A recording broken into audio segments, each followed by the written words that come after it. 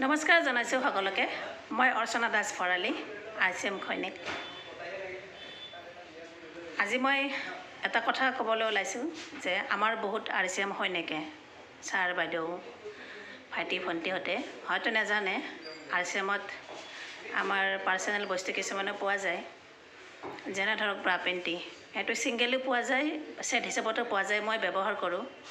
আমাৰ মহিলাখিনিয়েও আনি কিনে ব্যৱহাৰ কৰি চাব। কোৱালিটি বহুত ভাল হয়, আৰামদায়ক হয় আৰু ব্লাউজো পোৱা যায়। এই কথাটো বহুতে নাজানে। আজি মই যে পিন্ধিছোঁ এই ব্লাউজটো, মোৰ কেইমাহমান হ'ল আনিবৰ। মই বেলতলৰ পৰা লৈছিলোঁ, PUC চেণ্টাৰৰ পৰা। এইটো মই বডি ৰঙৰ পিন্ধিছোঁ। বিভিন্ন ৰঙৰ পোৱা যায়, যাক যেনেকুৱা লাগে ল'ব পাৰে। আৰু এইটো ৰেডিমেড হয় যিহেতু ফ্ৰণ্ট ছাইড মানে ফালা নহয়, টি চাৰ্টৰ নিচিনা এনেকৈ মূৰেৰে সোমাই দিব লাগে। কোনো জামালা নাই পিন মৰাৰ বা হুক লগোৱাৰ।